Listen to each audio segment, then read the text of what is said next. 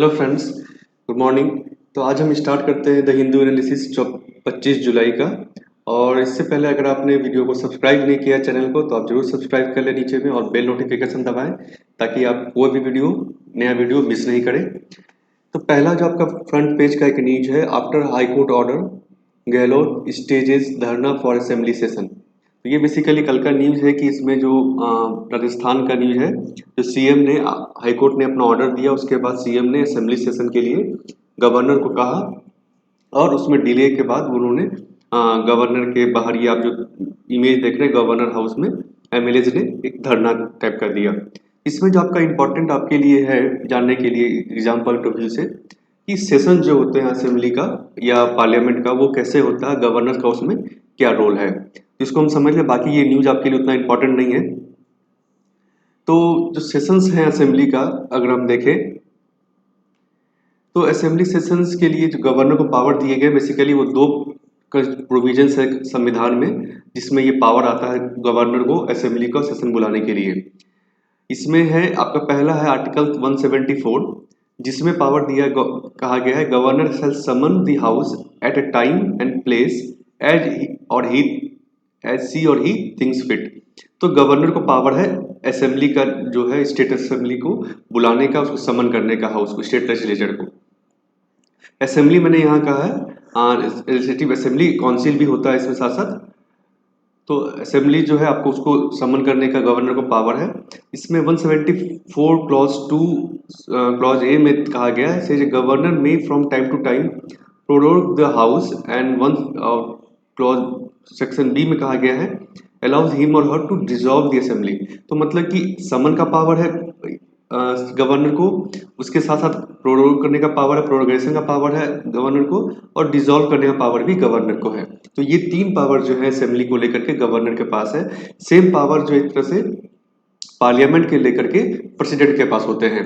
तो ये जो है प्रोविजंस है जिसको लेकर के कि ये इंपॉर्टेंट प्रोविजन है कि गवर्नर को समन करना है असेंबली को। इसीलिए जो सीएम का कहना है, सीएम ने अपना कैबिनेट ने जो स्टेट कैबिनेट राज्यपाल को, गवर्नर को अपना नोटिस देती है कि भाई आप इसको सेशन को बुलाइए, रिक्वेस्ट करती है। उस बेसिस पर जो गवर्नर है हाउस को समन करते हैं।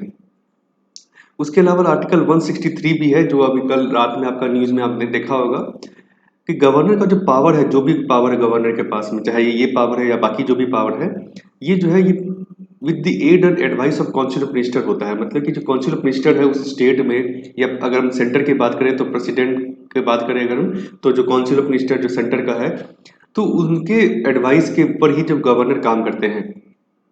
तो इसमें जो है अगर काउंसिल ऑफ मिनिस्टर कहता है कि नहीं आप समन कीजिए हाउस को, तो उनको समन करना होगा। मतलब कि वो बाउंड है एडवाइस से। लेकिन इसके साथ ही साथ संविधान जो है गवर्नर को डिस्क्रिप्शन भी देता है कि वो जो है अपने डिस्क्रिप्शन के बेसिस पे भी काम कर सकते हैं कुछ कुछ समय में। ये इसका डिफाइन किया गया कॉन्स्टिट्यूशन में। और बहुत सारे जो सिचुएशन के हिसाब से होता है, जब मेजोरिटी में कोई नहीं है पार्टी, तो वो सिचुएशन देखते हुए गवर्नर जो अपने डिस्क्रिप्शन पे भी उस चीज को काम कर सकते हैं। लेकिन अदरवाइज बाकी सारे समय पर उन्हें जो है काउंसिल ऑफ मिनिस्टर का एडवाइस को मानना होगा। अगर काउंसिल ऑफ मिनिस्टर कुछ लिख के देता है, उनको एडवाइस करता है, उनको रिक्वेस्ट करता है, तो वो उन पे एक कंपलसरी होगा। तो ये तो आपने समझ लिया गवर्नर का पावर जो है। इसके नेक्स्ट जो आपका है सेशंस क्या क्या होते हैं असेंबली में, जो आपका जो डिफरेंट टर्म हमने यूज किया समन का, उसको हम समझ लेते हैं। समन मतलब कि असेंबली को बुलाना, means members of the legislature have to be present for conducting the business of legislature. तो असेंबली जो अभी चल नहीं रही है तो उसको बुलाना, उसको कन्वीन करना, उसे समनिंग कहा जाता है। तो इसका पावर किसको, गवर्नर को दिया गया है।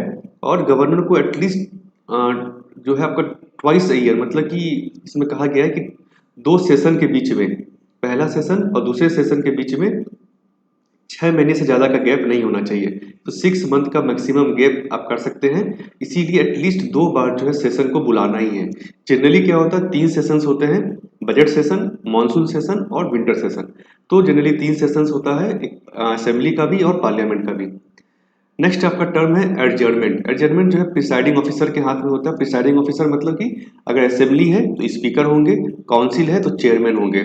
उसी तरह पार्लियामेंट की बात करें हम तो लोकसभा है तो स्पीकर होंगे, और अगर राज्यसभा है तो चेयरमैन जो है प्रिसाइडिंग ऑफिसर होते हैं। तो जो प्रिसाइडिंग ऑफिसर है इसको डिसाइड करने का पावर है एडजर्नमेंट का। एडजर्नमेंट मतलब होता है suspend the sitting of the house for specified time that may be hours days और वीक। मतलब जो सेशन चल रहा है, जो सिटिंग चल रही है डेली सिटिंग, उसमें आप बहुत बार देखते होंगे कि जो है पार्लियामेंट का आप देखते होंगे एडजर्नमेंट कर दिया गया, मतलब कुछ काम पास नहीं हो रहा है तो जो प्रिसाइडिंग ऑफिसर है उन्होंने हाउस को खत्म कर दिया उस समय कि ठीक है 2 घंटे बाद हम आएंगे, या अगले दिन होगा सेशन, या फिर अगले वीक होगा, तो ये कोई भी पीरियड हो सकता है। तो इसको हम कहते हैं एडजर्नमेंट। इसका पावर किसको है? गवर्नर को नहीं है, इसका पावर है प्रिसाइडिंग ऑफिसर को।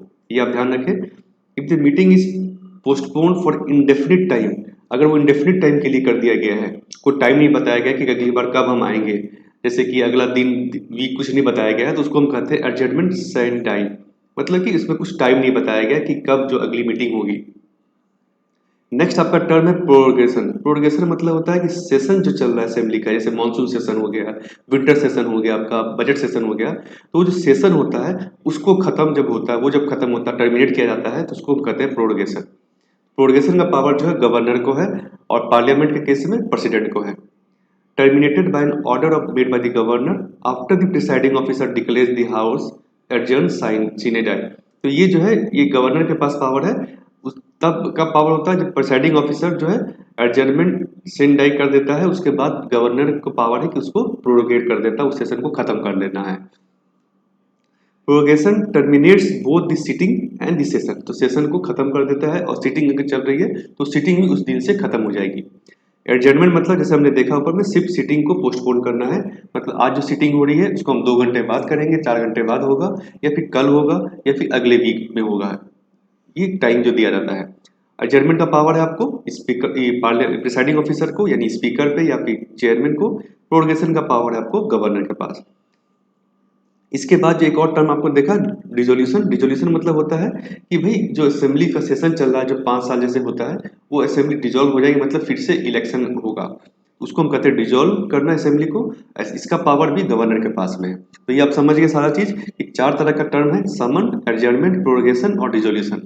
समन एडजर्नमेंट का पावर जो है स्पीकर या चेयरमैन के पास है, प्रिसाइडिंग ऑफिसर के पास। बाकी तीनों पावर जो है वो गवर्नर के पास है, लेकिन गवर्नर को काउंसिल ऑफ मिनिस्टर के एडवाइस पर ही काम करना होगा।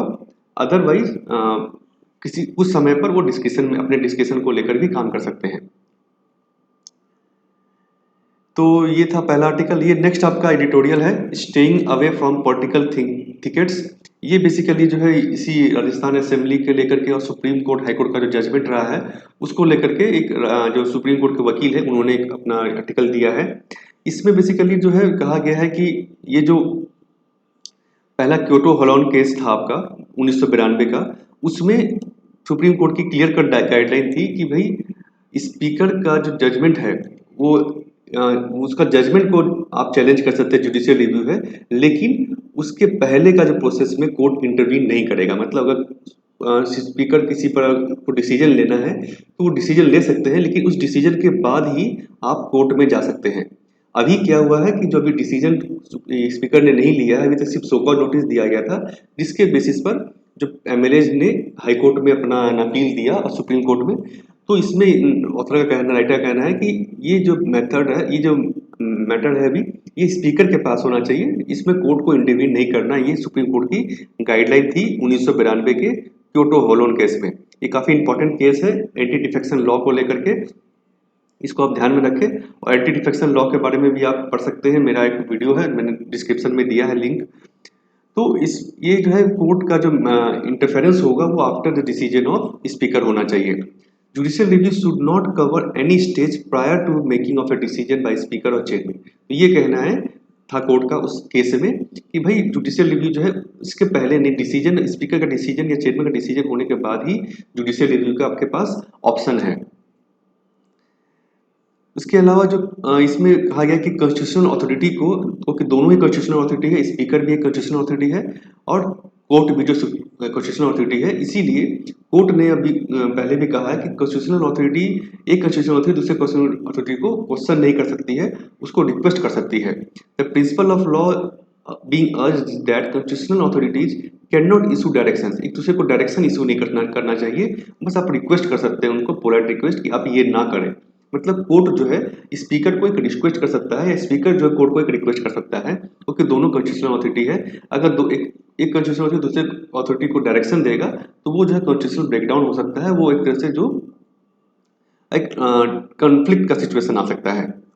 The Speaker of the House of a Legislature or Parliament represents the august body and is guardian of its privileges। तो ये इसका कहना है कि प्रिविलेज को गारंटी करता है, इसीलिए स्पीकर का डिसीजन होने के बाद ही एक कोर्ट को इंटरवेन करना चाहिए। Even under a sovereign constitution, parliamentary and legislature supremacy in the spheres of functioning should be respected।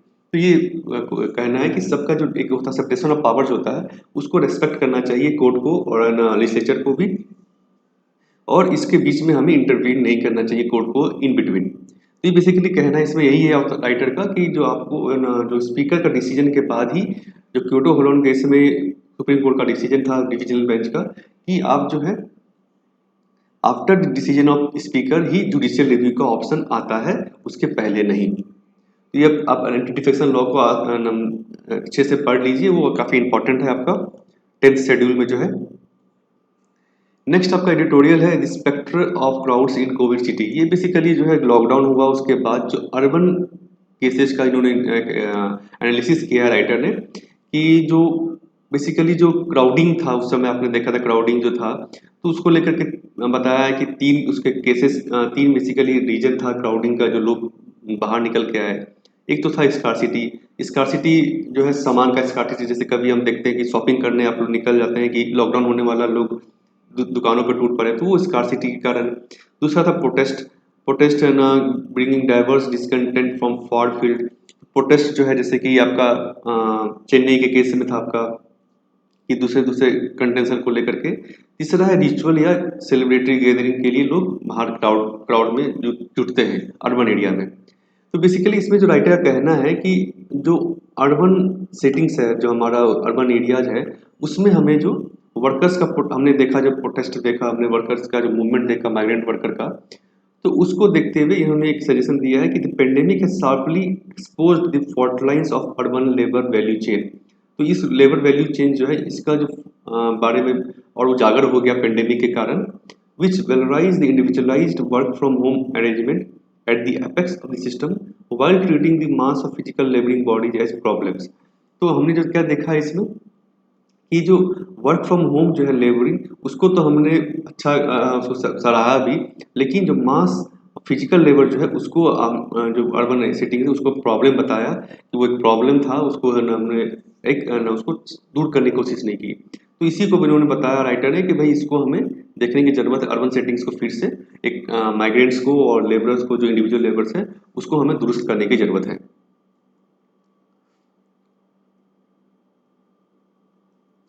Next आपका ये भी एडिटोरियल आर्टिकल है आर्म्स एंड द वीमेन। ये बेसिकली जो है अभी परमानेंट कमीशन जो मिनिस्ट्री ऑफ डिफेंस ने भी इशू किया है, परमानेंट कमीशन फॉर वीमेन, तो इसको लेकर के एक ना इस पे बात की गई है। तो ये हमने लास्ट कल के न्यूज़पेपर में कवर किया डिटेल में इसको, कि ये परमानेंट कमीशन क्या होता है, शॉर्ट सर्विस कमीशन क्या होता है, परमानेंट कमीशन से क्या फ़ायदा होगा।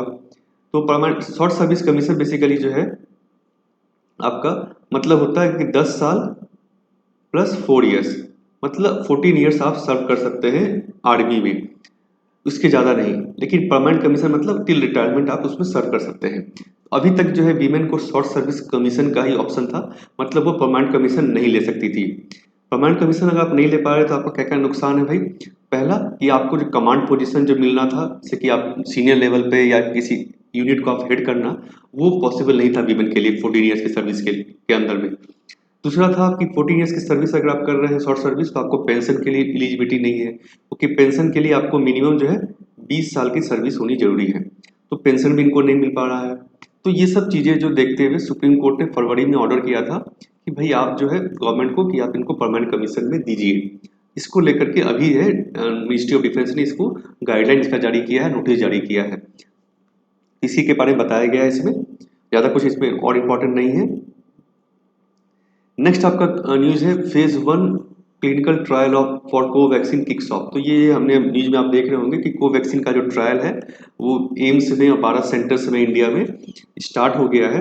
तो ये जो कोवैक्सीन है बेसिकली इंडिजिनस वैक्सीन, हमारा पहला इंडिजिनस वैक्सीन, मतलब भारत में ही बनाया जा रहा है इसको, भारत की कंपनी के द्वारा, भारत बायोटेक ने बनाया है इसको कोवैक्सीन, ये कोविड को लेकर के इसका ट्रायल शुरू हो गया है। तो आपको ये जानने के भाई इंपॉर्टेंट जो है आपका कोवैक्सीन है क्या आखिरकार। तो बेसिकली ये जो उन्होंने कहा भारत बायोटेक ने इसको डेवलप किया है in collaboration with ICMR. ICMR जो है आपका गवर्नमेंट बॉडी है, तो इसके साथ में भारत बायोटेक इसको डेवलप कर रहा है, बना रहा है। ये जो बेसिकली इनएक्टिवेटेड वैक्सीन है, मतलब ये जो है इन्फेक्शियस सार्स कोवी 2 वायरस से को वैक्सीन वायरस को इनएक्टिवेट करके इसको बनाया गया है। ये जो है बेसिकली यहाँ पे तेलंगाना में बनाया जा रहा है, इसके फैसिलिटी है तेलंगाना हैदराबाद में। तो ये सब आप याद रखें, ऑब्जेक्टिव में आप इसको आपसे पूछा जा सकता है, तो ऑब्जेक्टिव में आपको हेल्प करेगा ये।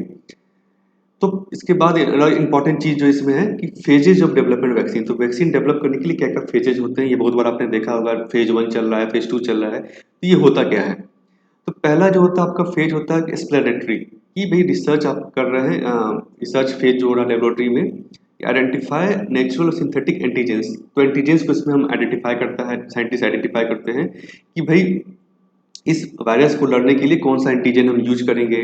जैसे कि आपने यहाँ पे देखा कि हम इनएक्टिवेटेड जो है पुराना वायरस को ही यूज कर रहे हैं, इनएक्टिवेटेड करते हैं।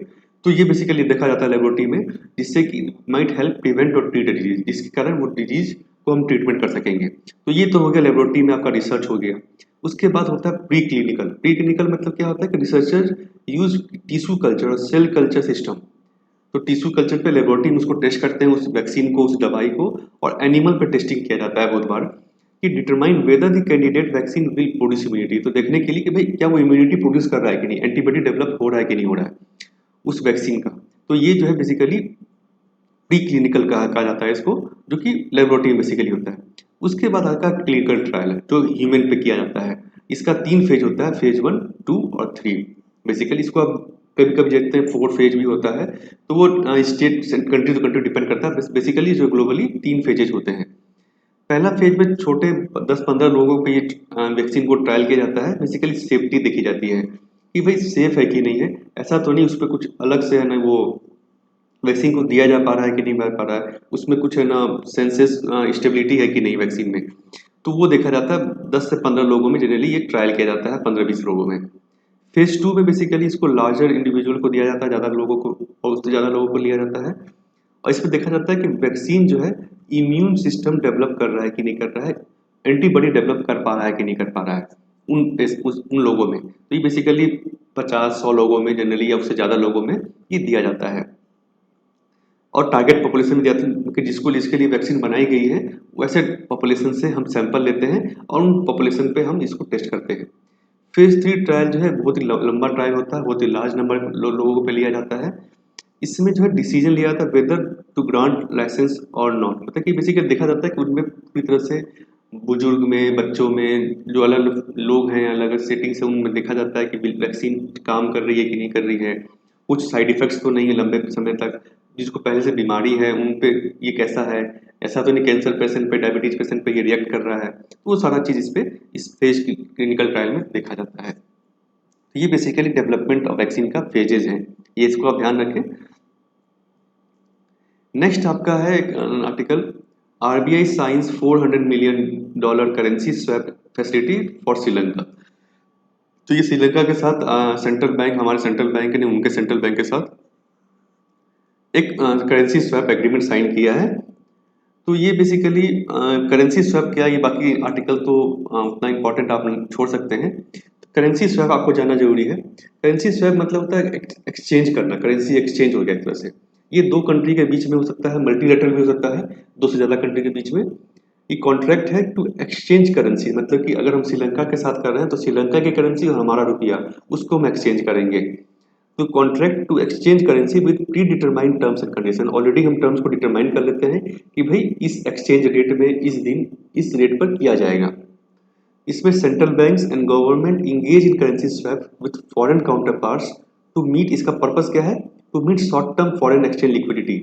फॉरेन एक्सचेंज का जो लिक्विडिटी है कि अगर हमारे फॉरेन एक्सचेंज कम हो गया, अगर मान लीजिए हमारे पास डॉलर की कमी हो गई है, तो उसको देखते हुए हम करेंसी स्वैप करेंगे। और to ensure adequate foreign currency to avoid balance of payment. तो बैलेंस ऑफ पेमेंट आपने इकोनॉमिक्स में पढ़ा होगा कि बैलेंस ऑफ पेमेंट क्राइसिस क्या है कि हमारा जो एक्सचेंज रेट है, हमारा जो फॉरेन रिजर्व है वो कम हो गया है। एक तरह से हमारा जो इम्पोर्ट है, एक तरह से जो इन बैलेंस ऑफ पेमेंट में इम्पोर्ट एक हो गया आपका जो, वो ज़्यादा हो गया हमारा, और एक्सपोर्ट हमारा कम है, हमें बहुत पेमेंट करना है बाहर के देशों को। तो वो जो क्राइसिस है उसको अवॉइड करने के लिए, मतलब कि फॉरेन एक्सचेंज को हमें बेसिकली है कि फॉरेन एक्सचेंज जो हमारा है रिजर्व जो है उसको और बढ़ाने के लिए, उसको मेंटेन करने के लिए।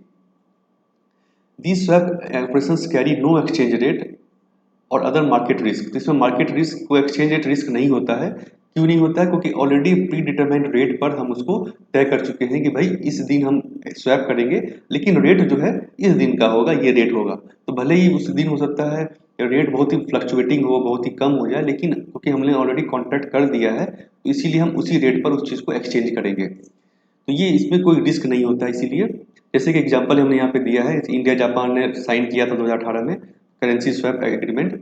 इसमें क्या है, RBI will get certain amount of yen, yen जो जापान की करेंसी है, and bank of Japan will get equivalent amount in Indian rupees.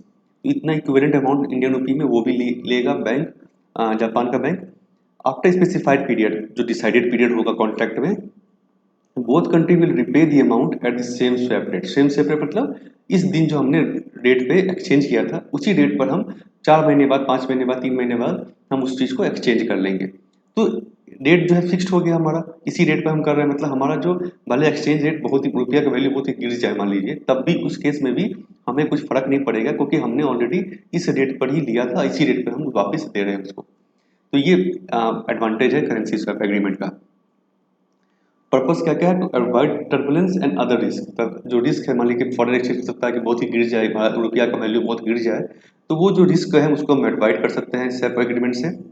Decide currency and exchange rate stability, stability आती है हमारी करेंसी में। Currency swap between government also have supplementary objective. अलग objective होता है, जैसे कि बायलैटरल ट्रेड बढ़ेगा, क्योंकि आपका स्वैप हुआ तो आप चाहेंगे कि उसको हम इंपोर्ट एक्सपोर्ट से उसको भर सके, तो बायलैटरल ट्रेड जो है दो देशों के बीच में बढ़ेगा।